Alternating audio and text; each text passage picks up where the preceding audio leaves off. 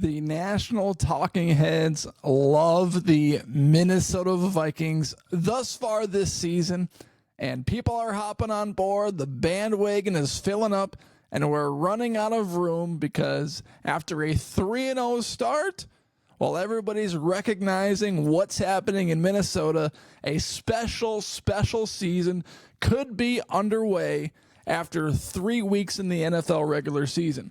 Another national talking head that's actually been pro Minnesota Vikings before this run even happened. He was vocal. He was a believer in Sam Darnold. And here he goes again, labeling Sam Darnold as one of his top quarterbacks in the NFL this season.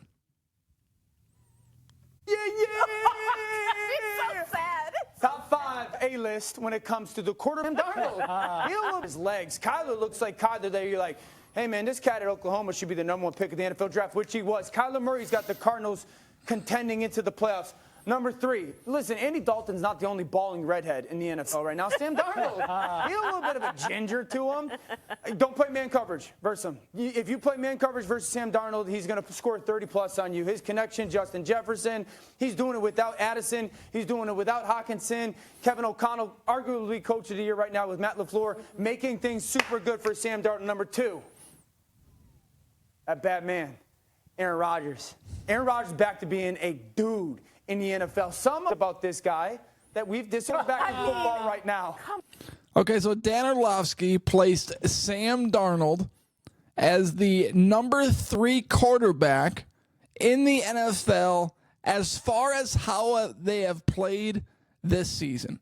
And I don't really buy into these rankings or much of power rankings because so much of it is recency bias. And the question isn't who are the top 5 quarterbacks in the NFL, because you'll get answers like Mahomes number 1, Josh Allen number 2, Lamar Jackson number 3. And he didn't have Mahomes or Lamar Jackson on that list. He had Josh Allen number 1, Aaron Rodgers number 2, Sam Darnold number 3, Geno Smith 5, and Kyler Murray 4. Only one of those quarterbacks would you actually place in the top 5 in terms of quarterbacks. If you reword the question and say, which quarterback would you choose out of any other quarterback in this league? And you're going to go through your top 5 answers. The Mahomes, the Allens, the Lamar Jacksons. So you see these answers, and maybe these are the top 5 quarterbacks in the league right now, and he's got Sam Darnold as number 3. Throughout this regular season, he leads the NFL in touchdown passes. Josh Allen is second with 7. You look at Kyler Murray. He had him ranked number 4. Kyler Murray has 5 touchdowns, 1 interception. Mahomes has 5 touchdowns, 4 interceptions. Yeah, Mahomes isn't playing as well as Kyler Murray in terms of his touchdown-interception ratio. But there's not another quarterback in this league that you are going to pick over Patrick Mahomes, including Josh Allen. So I see these rankings, and I don't buy into them. I don't get excited about it because it's such a mirage. It's such a fake ranking that, gets you excited about seeing Sam Darnold in the top 5.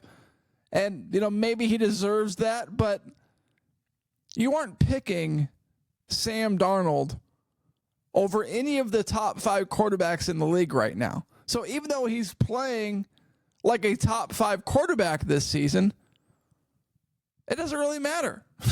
I mean, it matters in terms of the Minnesota Vikings winning, but nobody is looking at Sam Darnold and saying, you know what? He's a top 5 quarterback in the NFL.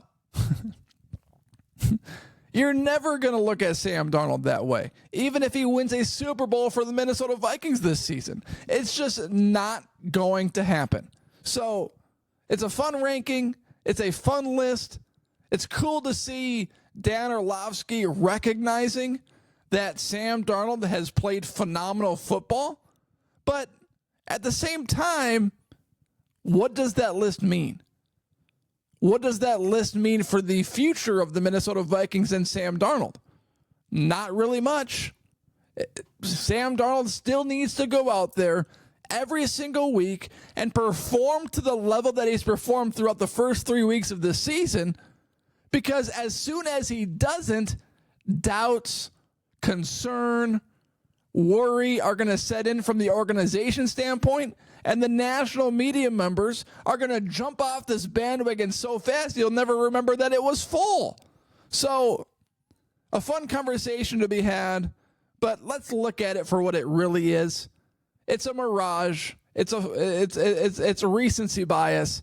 And even though Dan Orlovsky is a great NFL mind and he has very interesting takes and he's very smart at football, this list doesn't do much for me. So, cool list, but doesn't do much for me.